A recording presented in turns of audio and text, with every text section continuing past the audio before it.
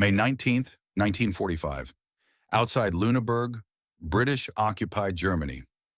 The shovel felt foreign in Obersturmführer Klaus Reinhardt's hands, not because he'd never held one, but because the last time he had, soil meant something different, something sacred. He stood in the garden of what had been his model farm, the one Heinrich Himmler himself had visited in the spring of 1942, and watched British soldiers dig up the potato beds. They were looking for buried weapons. They found only potatoes. His left leg throbbed where the shrapnel had torn through it 3 weeks earlier, during the chaotic collapse near Hamburg. He remembered the moment with crystalline clarity, the sudden heat, the peculiar silence that follows an explosion, the way his blood looked almost black against the spring mud. He'd crawled into a drainage ditch, certain he would die there, bleeding into German soil. It seemed poetic somehow. Blut und Boden, blood and soil, the phrase that had organized his entire adult life. But he didn't die in that ditch. For 12 years, the Nazi regime had preached an ideology that seemed to transcend mere politics. It was metaphysical, mystical, agricultural. Blut und Boden, blood and soil, the belief that a person's racial purity was inseparable from their connection to the land. That the strength of the folk, the people, flowed from the earth itself. That working the soil with your hands purified not just your body, but your bloodline. Heinrich Himmler, the architect of the SS and orchestrator of the Holocaust, wasn't just a bureaucrat of death. He was a farmer, or at least he fashioned himself as one. Before the party, before the power, he'd studied agriculture. He kept meticulous records of his chicken coops. He believed with the fervor of a medieval mystic that the modern world had severed the Aryan race from its source of strength, the land. In 1931, Himmler created the Reichsnährstand, the Reich Food Estate, which reorganized German agriculture along racial lines. But that was just bureaucracy. His real vision was more radical. He demanded that his SS officers, the supposed racial elite, live like peasants. Not metaphorically, literally. By 1936, SS officers were required to farm. Senior leaders had to maintain agricultural estates. They raised pigs, grew potatoes, tended gardens. Himmler inspected these farms personally, checking the health of livestock, the quality of crops. He believed that only through direct contact with the soil could the SS remain racially pure, spiritually strong, uncorrupted by the softness of urban life. Klaus Reinhardt had embraced this completely. He'd grown up in Munich, the son of a doctor, but when he joined the SS in 1937 at age 22, he'd been assigned a farmstead outside Wewelsburg, near Himmler's planned spiritual center for the SS. He learned to milk cows. He planted rye. He killed his first pig and felt, as the blood soaked into the earth, that he was participating in something ancient and profound. The ideology went deeper than agriculture. It justified everything. If racial purity flowed from connection to the land, then those without land, Jews, Roma, Slavs, were rootless, contaminated, dangerous. They had to be removed so that true Germans could expand, could reclaim the eastern territories that were supposedly their ancestral birthright. This was Lebensraum, living space. It wasn't just conquest, it was ecological destiny. The General Plan Ost, developed between 1939 and 1942, called for the deportation or extermination of over 30 million Slavs to make room for German settlers. These settlers would be farmers. They would work the soil. They would purify their blood through labor. The Holocaust wasn't separate from this vision. It was central to it. The earth had to be cleared before it could heal the race. And then there was Lebensborn, the Spring of Life program. Beginning in 1935, Himmler established homes where SS officers could father children with racially pure women, married or not. By 1945, the program had facilitated the birth of over 8,000 children in Germany and nearly as many in occupied Norway. But Lebensborn wasn't just a breeding program. The mothers were required to live in rural settings, to eat organic food, to labor in gardens. The children were to be raised with their hands in the dirt. Himmler wrote in a 1940 circular, "The farmer who works his own land is the source of the eternal renewal of the nation. Only he who is rooted in his soil can resist the poisons of modernity. Klaus had believed this, had lived it. When he married Greta in 1940, they'd been assigned a larger farm in occupied Poland, near Poznan. The previous owners, a Polish family whose name he never learned, had been relocated. He didn't ask where. The house still smelled like their cooking when he moved in. He scrubbed it away and planted German seeds. For 4 years he farmed. He raised 2 sons. He attended ideological seminars where visiting lecturers explained how the chemical composition of German soil differed from Slavic soil, how this affected the racial character of whoever worked it. He nodded. He believed, or at least he never questioned. The shrapnel hit him on May 2nd, during a skirmish that had no strategic purpose. The war was over. Everyone knew it. But his unit was still fighting, still dying, for reasons no one could articulate. He was running across a field. Ironic, he would think later, that it was a field, when the mortar round landed 12 meters to his left. He remembered the sensation of flight, of weightlessness, then the ground, then the blood. He'd lain there for hours, maybe longer. Time became elastic. He was certain he would die. The interesting thing, the thing that would haunt him, was that he felt relieved, not frightened. Relieved. Because if he died there, in that field, bleeding into that soil, then the ideology held. He would return to the earth. His blood would feed it. It would mean something. But a British patrol found him. He woke in a field hospital, a real hospital, not a barn or a ditch. The tent was white, clean. The smell was antiseptic. A British medic, a captain he would later learn, named Thompson, was stitching his leg. No anesthesia, but the medic worked carefully, almost gently. "You're lucky," the captain said in accented but competent German. "Another hour, and you'd have lost it." Klaus stared at him.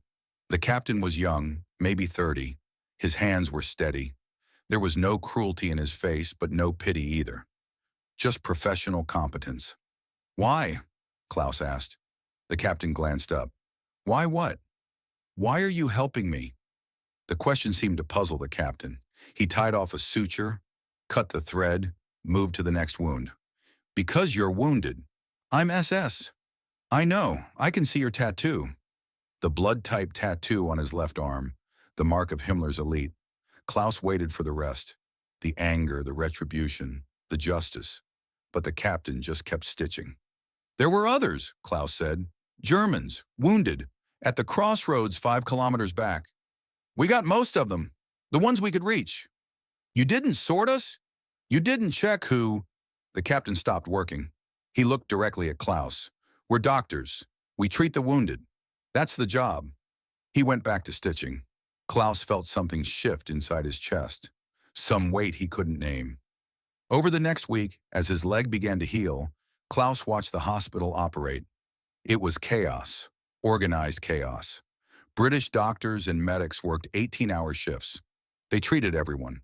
German soldiers, SS officers, Wehrmacht regulars, even civilians. There was a triage system, the most severely wounded first, but no political sorting, no racial categories. A Jewish doctor, a captain named Goldman, operated on Klaus's leg 3 days after his arrival, removing additional shrapnel the first surgery had missed. Goldman didn't speak to him beyond medical necessities. His hands, like Thompson's, were steady and skilled. When he was done, he moved on to the next patient, a 19-year-old Waffen-SS volunteer who'd lost his left arm. Klaus watched this with a confusion that bordered on vertigo. According to everything he'd been taught, this was impossible. Jews were subhuman, incapable of the higher virtues.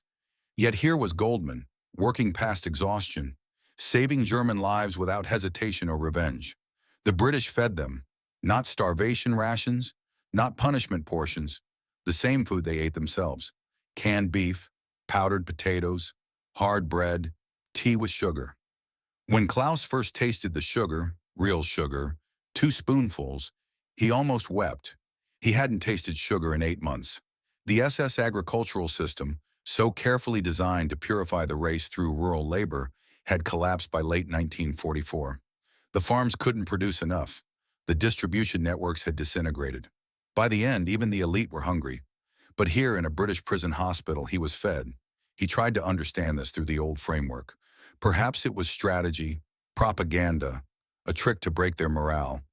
But the longer he stayed, the less sense that made. The British weren't performing for anyone. The camp wasn't publicized. They were just doing their jobs, treating enemies with the same care they treat their own. The cognitive dissonance was physical. Klaus felt it in his stomach, in his throat. Everything he'd believed, the racial hierarchy, the spiritual power of the soil, the existential threat of the subhuman other, was failing to account for the reality in front of him. 3 weeks after his capture, Klaus was transferred to a larger POW facility near Rheinberg. The camp held thousands, maybe tens of thousands. It was crowded, chaotic, often cold. But there was order. Food distributions twice a day, medical care. The British posted rules, enforced them consistently. No one was tortured. No one disappeared in the night. Klaus shared a tent with 11 other men. They were a mix: Wehrmacht, SS, Luftwaffe, even a naval officer who'd somehow ended up there. At night they talked. Not about the war. No one wanted to talk about the war, but about before. Families, hometowns, childhoods. One man, a former SS Hauptsturmführer named Vogel, had also been part of Himmler's agricultural program. He'd run a farm in occupied Ukraine, one of the model settlements designed to Germanize the East. He described it with a strange wistfulness. The fields, the livestock, the sense of purpose. It was supposed to last 1,000 years, Vogel said one night. We were building something eternal. No one responded. What was there to say? Klaus thought about his own farm in Poland, the one he'd worked for 4 years. He wondered who lived there now, whether the Polish family had returned, whether they'd found any trace of him, a button, a tool, a seed, whether they'd cursed his memory or simply moved on, glad to reclaim what had always been theirs. He thought about the ideology that had governed his adult life, the belief that working German soil made you racially pure, spiritually strong. He remembered Himmler's visits, the inspections, the lectures about the mystical properties of the earth. He remembered believing it so completely that he'd never questioned it, never paused. Now lying in a British prison camp, fed by his former enemies, his leg healing thanks to a Jewish surgeon, the whole structure seemed insane. Not just wrong, insane. A collective delusion that had cost millions of lives. But acknowledging that required acknowledging something worse, that he'd participated willingly, not because he was forced, not because he was ignorant, but because he'd believed. He'd found meaning in it, purpose, identity. In late June, the British began showing them films, documentary footage of the concentration camps, Bergen-Belsen, Buchenwald, Dachau, the mass graves, the skeletal survivors, the industrial machinery of death. Most of the prisoners refused to watch.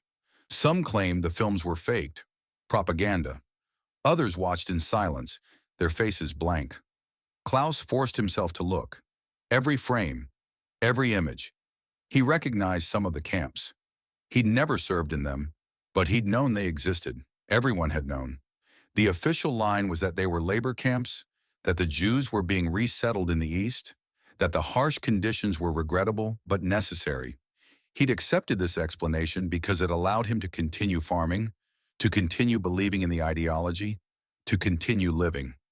Now he understood what resettlement had meant, where the trains had gone, what had happened to the Polish family that had lived in his house. The films didn't make him weep. They made him numb, a numbness that felt permanent, that seemed to replace whatever had occupied that space before. Klaus was released in March 1946. He returned to Germany, to Western Germany, as his farm in Poland was now firmly in Soviet territory. He found work as a laborer, then eventually as a clerk. He never farmed again. He married again in 1951, a woman who didn't ask about the war. They had 3 children. He didn't tell them about the SS, about the farm, about the ideology. He said he'd been Wehrmacht, a regular soldier, and let them believe that. Sometimes, walking past a field or a garden, he would remember the feeling of soil in his hands, the way it had seemed to mean something. The way working it had felt like participating in something larger than himself. He would remember Himmler's words, The farmer who works his own land is the source of the eternal renewal of the nation. And he would remember the field where he'd almost died, his blood soaking into earth that didn't care about his race or his ideology. He would remember the British hospital, the Jewish surgeon, the sugar in his tea. He would remember that the earth doesn't heal blood. It just absorbs it. The ideology of Blut and Boden wasn't mysticism. It was mythology created to justify conquest, murder, and genocide. It gave men like Klaus a framework to avoid recognizing what they were doing. It made atrocity feel like agriculture. And yet he'd believed it. For years, he'd believed it completely. That was the thing he could never reconcile, never escape. Not that he'd been deceived, but that he'd wanted to be. That the ideology had offered him something seductive, a sense of rootedness, of purpose, of belonging to something eternal. And he'd embraced it without question, even as it demanded the destruction of others. In the end, what saved him wasn't the soil. It was the mercy of enemies he'd been taught to consider subhuman. The British doctor who stitched his wounds, the Jewish surgeon who saved his leg, the system that fed him when his own ideology had led to starvation. The earth doesn't heal the blood. People do, if they choose.